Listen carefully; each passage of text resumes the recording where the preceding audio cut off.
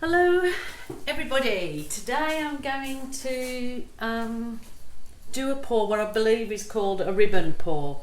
I'm not quite sure of all the names that people christen things, but I'm going to pour in ribbons, so let's say that it's a ribbon pour. I did this little one yesterday which is drying quite nice and vibrant, so I thought I'll give this a go because this is a pour that didn't have an overload of cells or anything, so it might be quite easy to do for a beginner and not have to worry too much about swiping or pouring, flip cup pouring and so we'll give this one a go and just let me know if you have a go of it, if you found it easy or difficult, or whether you liked it or you didn't. Just let me know, but please stay positive with everything.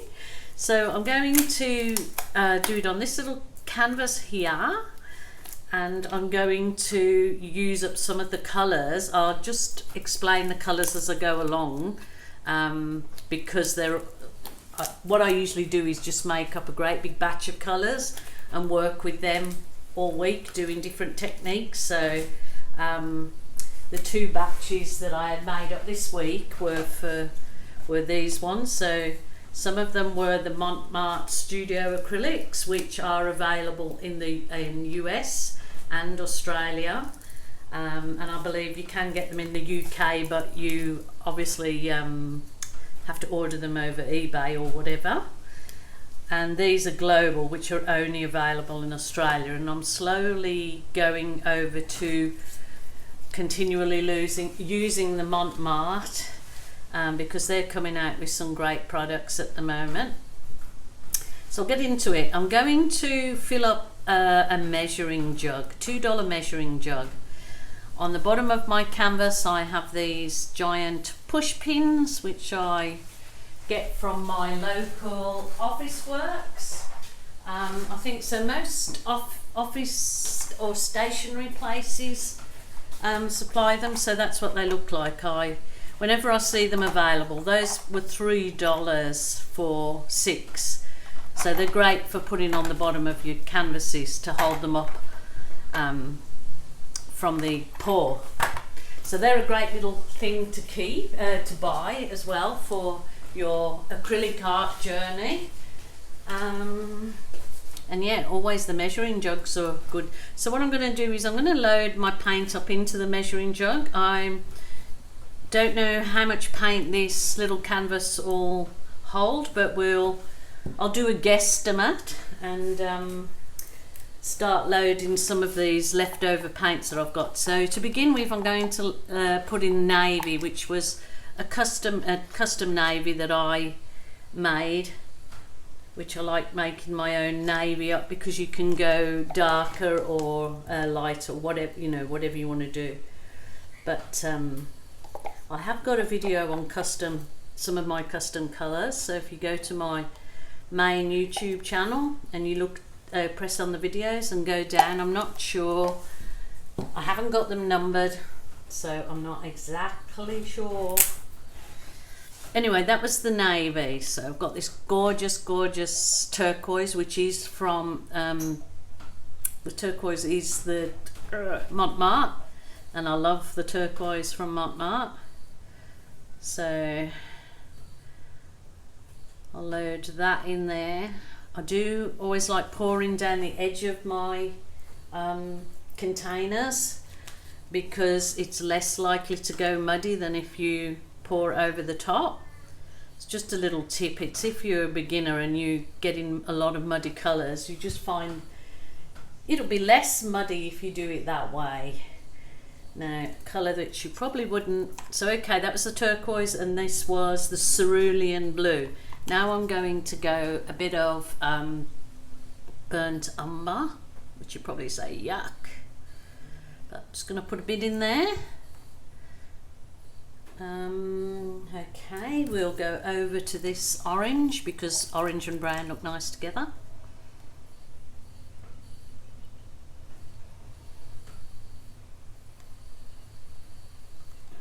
rid of the last dregs of that.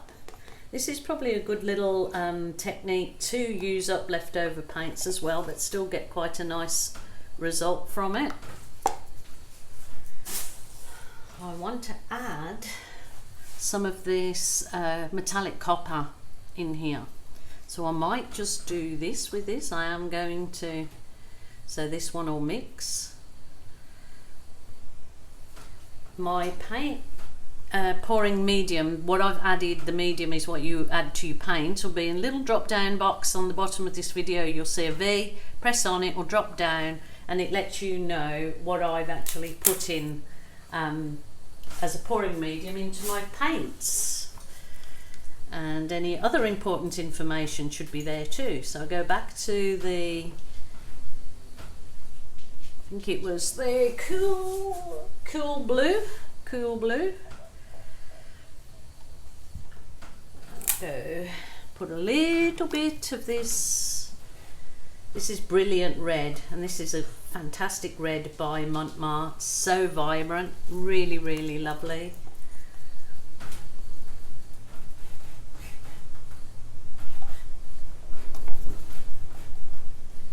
So I've got a nice big jug of paint. I've used up quite a lot of my leftover paints that I've had for pours this week, so that's a good thing, and I'm going to make a really nice piece of art out of it. So bargains all round. The last thing that I'm going to add to this is a little bit more of the turquoise. Love this turquoise, and especially with red. It's so beautiful. Okay, okie dokie. I'll pour it in. If I've got any left over in this jug that I don't want to use on this canvas, then I'll just pour it on a smaller canvas or some little coaster size canvases that I have, because I'm certainly not one for measuring paint for the size of a canvas that I'll need X amount of this or X amount of that. I just don't do it, and I don't enjoy it if I would have to do that every time. So I just go my own sweet way, which I can do, doing it how I enjoy doing it. So this is what I call my rib. So you've got this nice big jug of paint that hopefully is not mixed up too much, that'll go muddy. So I'm going to start sort of just a bit off center, and this is, I'm just going to pour in ribbons like the name suggests.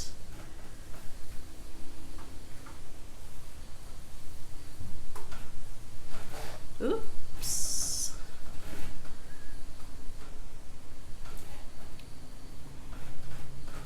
Ooh, okay.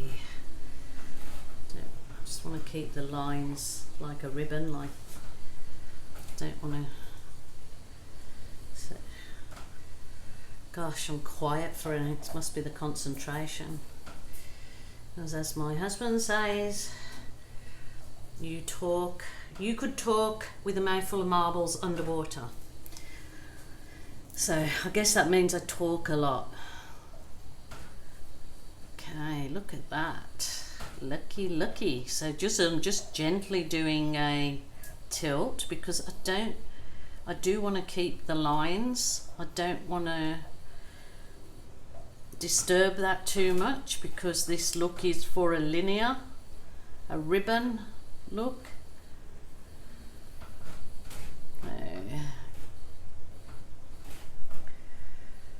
Oh, those colours are so vibrant. Really, really lovely colours together. Blues, reds and turquoise, always a good match made in heaven. Puppies have decided to run in with a ball and have a game. Off they go together. Good fun these dogs have here, I tell you. Ooh, okay.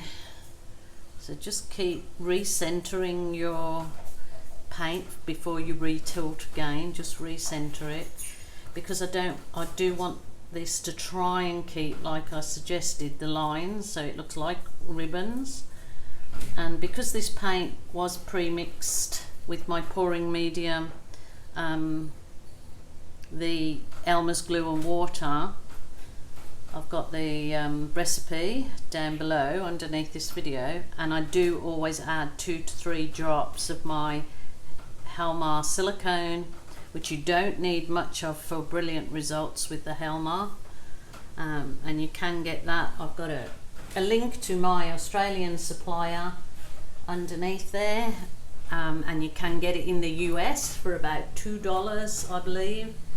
In Australia it's anything from $6 upwards. My supplier's under $6, so that's really good. Okay, I'm going to leave that as it is. I'm going to give it a little bit of a torch.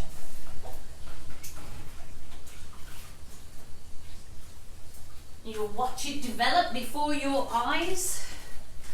Any bits that your canvas is missing, just finger pop it. It's all good. I'm going to give it a little bit of a torch so to see what we come up with. But yeah, this is my interpretation of the ribbon pour. I'm not sure if it's correct, but it's. I don't want to have too many cells, but I do want to bring some up.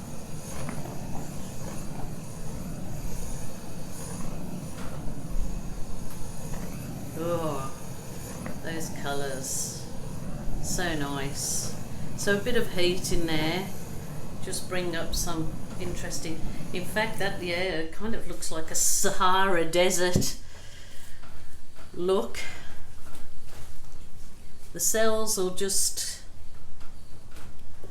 continue to develop, but that is really nice. It's a really simple pour for a beginner, but with a really stunning effect. So, oh, sorry about that, I've got you kind of down here. I'll give you a bit of a close-up. Okay, that's a really lovely effect. Yeah, I think I should call this one my Sahara. My Sahara, just reminds me of the Sahara Desert. I know it's got some blues in there, but I don't know why it reminds me of that then. But yeah, hope you enjoyed. I want to just thank you all for following my art journey, and hope that I've helped you along the way. And please continue to look out, watch for my videos and subscribe. Thank you so much. Until next time, see ya.